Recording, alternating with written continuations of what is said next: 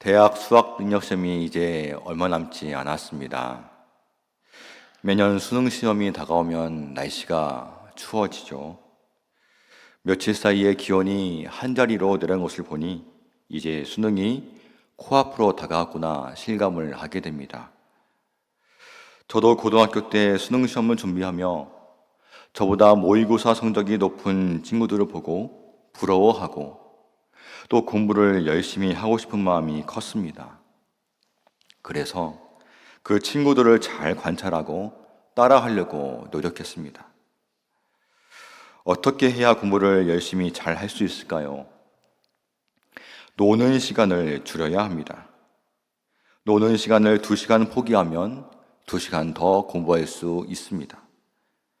학생이 아무리 열심히 공부하겠다고 결심해도 이전의 생활을 전혀 포기하지 않으면 절대로 공부를 열심히 할 수 없는 것입니다. 공부는 머리가 아니라 엉덩이로 한다는 유명한 말처럼 공부 외에 다른 것을 다 포기해야만 공부에만 전념할 수 있는 것이지요. 이것은 신앙생활도 마찬가지입니다. 우리가 예배에 잘 참석하려면 먼저 주일날에 놀러 가는 것부터 포기해야 합니다. 우리가 어려운 이웃을 도우려면 먼저 좋은 옷을 입는 것부터 포기해야 합니다. 해외로 선교를 가려면 비싼 음식을 먹는 것부터 포기해야 합니다. 이런 것을 조금이라도 포기해야 예배와 구제와 선교를 더 많이 할 수 있는 겁니다. 만일 이런 것을 다 포기하지 않으면 절대 신앙생활이 발전할 수가 없는 법입니다. 이처럼 우리의 신앙생활은 불필요한 시간과 재물의 낭비를 포기하는 만큼 발전할 수가 있습니다. 이것은 믿음의 본질을 살펴봐도 분명히 알 수 있습니다. 믿음이 무엇입니까? 믿음은 의지하는 것이지요. 예수님을 믿는 것은 예수님을 나의 구주로 믿고 의지하는 겁니다. 그렇다면 예수님을 믿지 않던 사람이 예수님을 믿기 위해서는 어떻게 해야 할까요? 그동안 의지했던 것을 포기해야지요. 그동안 돈을 의지했다면 이제는 돈을 의지하지 말아야 합니다. 그동안 세상의 방법을 의지했다면 이제는 그 방법을 포기해야 합니다. 그래야 예수님을 믿고 의지할 수가 있는 것입니다. 우리가 하나님을 사랑하는 것도 마찬가지입니다. 우리가 예수님을 믿고 하나님을 사랑하면 이전에 살아가는 것을 포기하게 됩니다. 저절로 포기하게 되지요. 그리고 하나님만 사랑하게 됩니다. 이제는 하나님 뜻대로 살기 위해서 최선을 다하게 됩니다. 하나님 뜻대로 살려면 먼저 무엇을 하게 될까요? 이전에 자기 마음대로 살았던 악한 삶을 포기하게 됩니다. 우리의 신앙생활에서 가장 중요한 모습 중에 하나가 바로 이것입니다. 오늘 본문에서 예수님은 자신을 따르는 수많은 무리들에게 이 사실을 알려주고 싶어 하셨습니다. 당시에 예수님은 갈릴리에서 인기가 대단했습니다. 그분을 따르는 사람들이 인산인해를 이루었습니다. 특히 갈릴리는 메시아에 대한 기대가 아주 높은 지역이었습니다. 그들은 하나같이 이 예수님 덕분에 자기들이 그동안 누리지 못했던 아주 강한 나라의 백성의 특권을 누리고 싶었습니다. 다윗과 솔로몬 시대의 백성들이 누렸던 그 영화와 번성을 그들도 누리고 싶어 했습니다. 자신들은 이미 충분히 자격이 있고 이제 메시아만 오면 된다고 생각을 했습니다. 그런데 예수님은 그런 자들을 향해서 아주 놀랍게 도전하십니다. 26절 말씀 제가 읽겠습니다. 무릇 내게 오는 자가 자기 부모와 처자와 형제와 자매와 더욱이 자기 목숨까지 미워하지 아니하면 능히 내 제자가 되지 못하고 누구든지 자기 십자가를 지고 나를 따르지 않는 자도 능히 내 제자가 되지 못하리라. 이 말씀을 들은 청중들은 놀랐고 또 당황했을 겁니다. 자신들은 예수님 때문에 덕을 보려고 찾아온 사람들인데 무언가를 버려야 한다고 말씀하셨기 때문입니다. 지금 충분히 로마 제국에 의해서 수탈을 당하고 있고 또 목숨의 위협을 당하고 있는 사람들입니다. 더 이상 수탈을 당하지 않고 또 안전하게 살고 싶어서 지금 예수님을 따르고 있는데 오히려 그것을 포기하라고 이야기하니 도저히 믿기지 않았을 겁니다. 듣는 사람들이 원하는 것을 헛되이 약속해서 당장 자기만 출세하려는 못된 정치인들과 달리 예수님은 그들이 듣고 싶은 말을 해주지 않으셨습니다. 그들에게 평강과 확신 대신에 불안과 불편함을 주셨습니다. 그래서 자신들을 향한 헛된 기대를 꺾고 하나님 나라에 대한 오해를 바로 잡아주고 계십니다. 무지한 많은 사람의 열광적인 지지보다 비록 그 수는 적을지라도 좁은 길을 가려고 하는 십자가의 길을 가려고 하는 제자들을 보기 원하셨기 때문입니다. 예수님은 이처럼 인기를 얻으려고 진리를 감추는 법이 없었습니다. 사랑하는 여러분, 사실 이것이 바로 복음입니다. 예수님의 십자가 덕을 보려는 말만 하는 것은 복음이 아닙니다. 내가 십자가를 지니 너도 십자가를 지고 따르라, 이것이 바로 복음입니다. 아마 십자가라고 하는 말에 청중들은 화들짝 놀랐을 겁니다. 그것은 로마에 반역하는 자들만 당하는 형벌이었기 때문입니다. 다시 말하면 죽기를 각오하지 않으면 주님은 나를 따라올 생각을 하지 말라, 이렇게 지금 말씀하시고 있는 겁니다. 여러분은 지금 어떻습니까? 내 가족, 내 재물은 물론이고 내 목숨보다 예수님이 더 중요하다고 생각을 하십니까? 하나님 나라가 더 가치 있다고 생각하면서 지금 예수님을 믿고 있는 것입니까? 우리 시대의 지금 교회는 어떻습니까? 일제치하 시절 신사참배보다 순교를 택한 선배들의 믿음처럼 정말 예수님을 위해서 내 모든 것을 다 내놓고 헌신하도록 담대하게 성도들에게 요구하고 있습니까? 그렇게 다 내놓아도 그것을 헌신이라고 부를 수 없고 희생이라고 부를 수 없을 만큼 우리가 주님으로부터 새로 얻은 생명은 정말 영광스럽고 또 주님께서 우리를 초대해 주신 그 하나님 나라는 세상 그 무엇과도 비교할 수 없을 만큼 부유하다고 정말로 믿고 있습니까? 예수님의 제자가 된다고 하는 결심은 어느 한순간에 충동적으로 또 감정적인 결정으로 일어나는 것이 아닙니다. 바로 나 자신이 나의 삶을 바칠 수 있는 철저하고 진지한 헌신에 따른 겁니다. 그것은 억지로 되지도 않습니다. 무언가를 억지로 포기한다고 해서 또 만약에 내가 이것을 버리는 대가로 내가 어떠한 다른 것을 얻는 이유라는 것이라면 그것은 옳은 것도 아니고 아름다운 열매도 맺을 수가 없습니다. 오직 예수님이 내 인생의 최고 가치라는 사실을 깨달을 수 있을 때 비로소 내 삶을 버릴 수 있고 미래를 향해서 나아갈 수 있는 겁니다. 예수님은 이처럼 자기 십자가를 지고 자기를 버리고 예수님의 제자가 되는 것에 대해서 쉽게 말하기 위해서 두 가지 비유인 집을 짓는 사람과 전쟁터에 나가서 그런 비유를 들어서 설명해 주십니다. 먼저 집 짓는 사람의 비유입니다.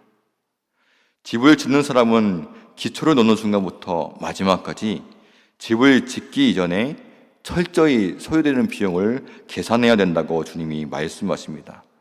그래야 집을 끝까지 지을 수 있는 겁니다.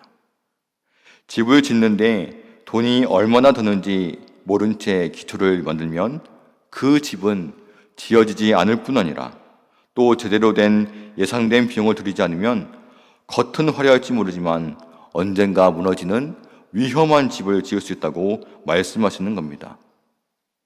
시작만 하고 사람들에게 집을 완성하지 못했다고 비웃음을 당할 것이라고 말씀하십니다.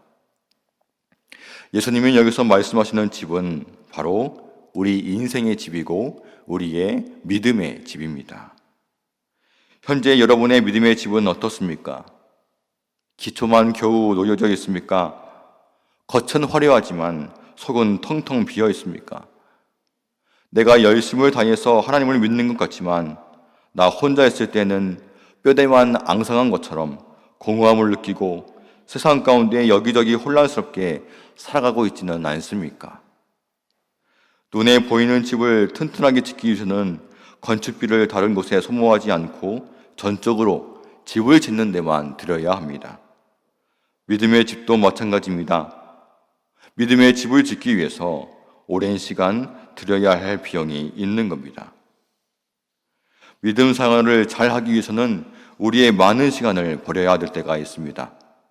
우리의 재물을 바쳐야 될 때가 있습니다. 예수님의 집을 짓기 위해서는 몸으로 봉사해야 할 때가 있습니다. 때로는 세상에서 얻을 수 있는 만족과 기쁨과 즐거움을 포기해야 될 때도 있습니다. 이것이 바로 자기를 부인하고 십자가를 지라는 예수님의 말씀이 가지고 있는 본래의 뜻입니다. 자기 소유를 다 버려야만 인생의 영혼을 책임지는 예수님을 얻을 수 있다고 주님이 말씀하고 계십니다. 믿기 시작했는데 중간에 멈추거나 내가 가지고 있는 모든 소유가 아까워 예수님을 얻는 것을 포기한다면 마치 짓담한 유령 아파트와 같이 그러한 집이 지어질 수도 있는 겁니다. 어떤 사람은 이렇게 질문할 수도 있을 것입니다. 내가 왜 내 인생을 소비하면서까지 믿음 생활을 해야 할까? 너무 광신도가 아닐까? 왜 우리는 신앙생활을 이처럼 철저히 해야 할까요? 그것은 다름 아니라 하나님이 그것을 원하시기 때문입니다. 예수님은 몸과 마음과 뜻과 정성을 다해서 하나님을 사랑하라 말씀하셨습니다. 다른 이유가 없는 겁니다. 우리가 하나님 나라와 교회를 위하여 헌신할 때 나의 모든 것을 희생하는 것 같지만 사도 바울은 그렇지 않다고 말합니다. 우리가 희생하고 봉사하는 것 같지만 그러는 가운데 우리도 모르는 사이에 우리의 몸이신 예수 그리스도의 몸을 점차 이루어간다고 말합니다. 에베소서 2장 20절 말씀, 22절까지 말씀을 제가 읽겠습니다. 너희는 사도들과 선지자들의 터 위에 세우심을 입은 자라. 그리스도 예수께서 친히 모퉁이 돌이 되셨느니라. 그의 안에서 건물마다 서로 연결하여 주 안에서 성전이 되어가고 너희도 성령 안에서 하나님이 거하실 처소가 되기 위하여 예수님의 그리스도 예수 안에서 함께 지어져 가느니라. 우리가 하나님 나라와 교회를 위하여 헌신하는 가운데 점차 성전을 이루는 벽돌이 되어가는 것입니다. 우리 가운데 하나님이 거하시는 성전이 된다는 겁니다. 이렇게 믿음의 과정은 단시간에 이루어지지 않습니다. 평생을 바쳐서 조금씩 자라나게 됩니다.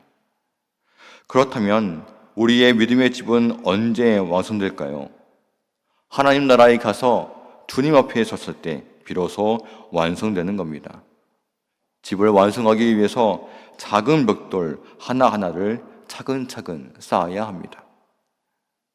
어떤 믿음의 선배는 순교자가 되는 것은 갑자기 된 것이 아니라고 했습니다.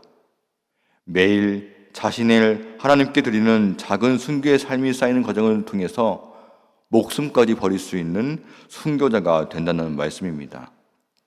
우리도 거룩하고 아름다운 믿음의 집을 짓기 위해서 포기의 벽돌, 희생의 벽돌, 헌신의 벽돌을 하나하나 거룩하게 쌓아나시기를 간절히 바랍니다.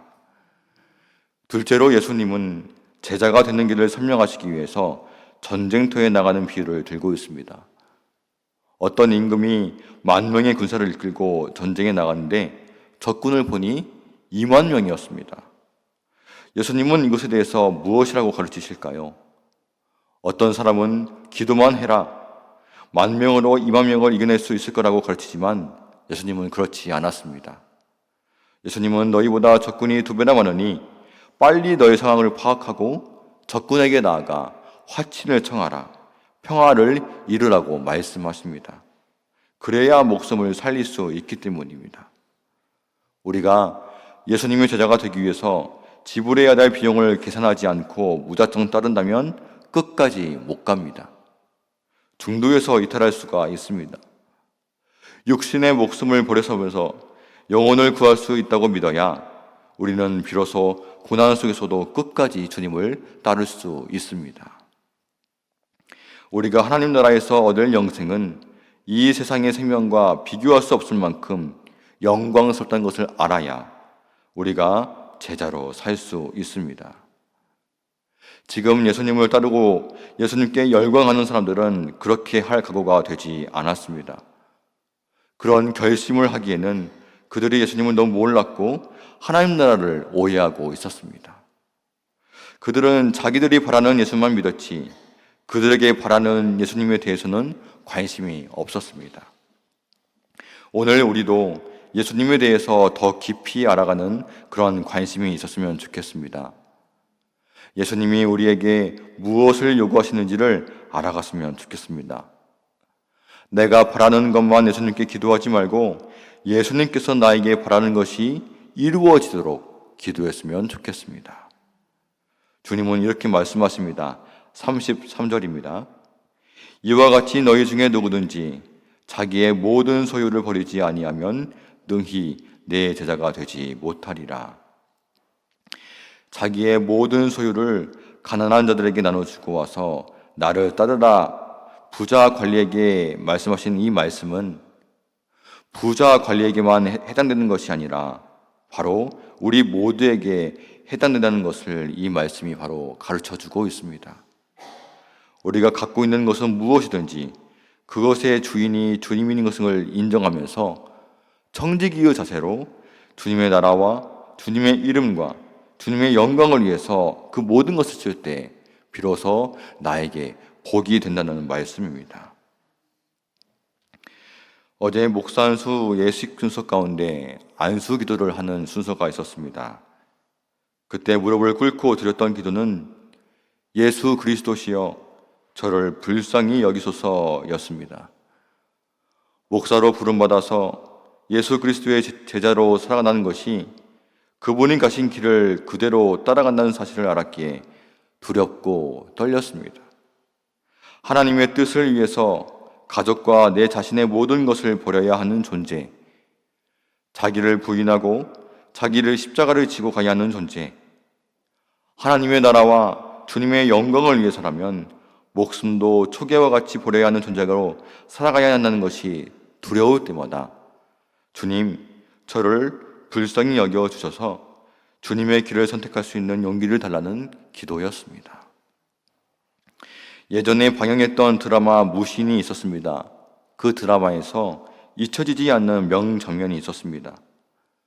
오랑캐의 침략으로 나라가 위태로워지자 한 장수가 자신의 식구들을 곳간에 가두고 불태웠습니다. 오랑캐의 놀이개가 되려니 차라리 죽는 게 낫다고 판단한 겁니다. 그 장수는 끝까지 장렬하게 싸우다 전사했습니다. 위기에 빠진 나라를 구하기 위해서 목숨을 버렸던 그 장수는 자신의 선택에 한치의 후회도 없었고 오직 나라의 안녕을 최우선의 가치로 여겼기에 그와 같이 결연한 의지와 용감한 태도로 싸울 수 있었습니다. 사랑하는 여러분, 누구나 그리스도인이 될 수는 있습니다. 때로는 자신의 의지로, 때로는 강권적인 하나님의 부르심으로 될 수도 있습니다. 하지만 그리스도인이 되는 것과 예수님의 제자가 된다는 것은 때로는 완전히 다른 이야기입니다. 가족을 비롯한 인간관계와 자신의 목숨을 유익하게 하는 것에 대한 집착을 버려야 될 때가 있습니다. 하지만 좌절할 필요는 없습니다. 왜냐하면 한 가지 분명한 사실을 주님이 우리에게 말씀하셨기 때문입니다. 인생을 한번 사는 것, 그리스도인으로 사는 것, 더 나아가 예수 그리스도의 제자로 사는 것은 아무에게 주어지는 영광이 아니라는 것입니다. 한번 살아가는 인생에서 선택할 만한 가치가 있다는 말씀입니다. 예수님의 제자가 되면 예수님이 누린 부활의 영광을 우리도 얻을 수 있다고 하나님께서 말씀하십니다. 그때 바로 우리는 내가 가진 모든 것을 버리면서도 주님을 선택하는 용기를 얻고 죽음 앞에서 하나님을 만날 때, 하나님, 제가 비록 비겁하고 용기가 없었지만 주님을 선택할 수 있는 용기를 주셔서 감사합니다. 바로 그때 주님은 너는 나의 제자다, 이렇게 말씀하시며 우리의 등을 다독여 주실 겁니다.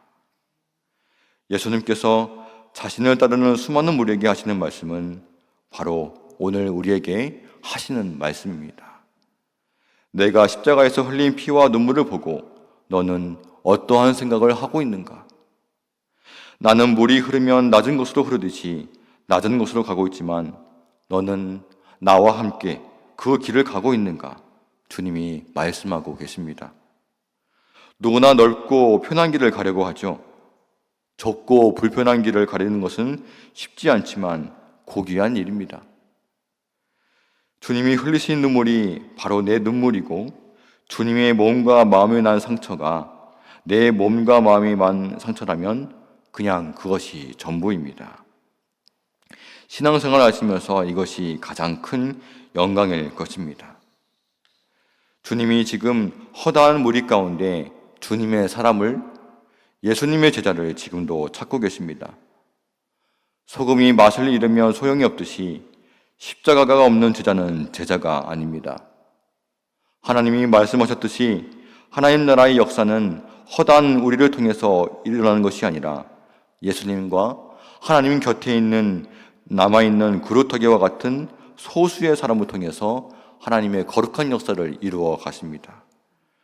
그렇기 때문에 그 길이 좁은 길인지는 알지만, 협착하고 불편한 길인지 알지만 그 길로 걸어가는 사람에게 예수님은 너는 바로 내 제자다, 내 충성된 종이라고 칭찬해 주실 것입니다. 사랑하는 여러분, 저와 여러분이 함께 주님이 바라시는 제자가 되었으면 좋겠습니다. 좁은 길이지만 영원한 생명으로 이끄는 길에 함께 손잡고 하나님을 찬양하며 나아가기를 간절히 소망합니다.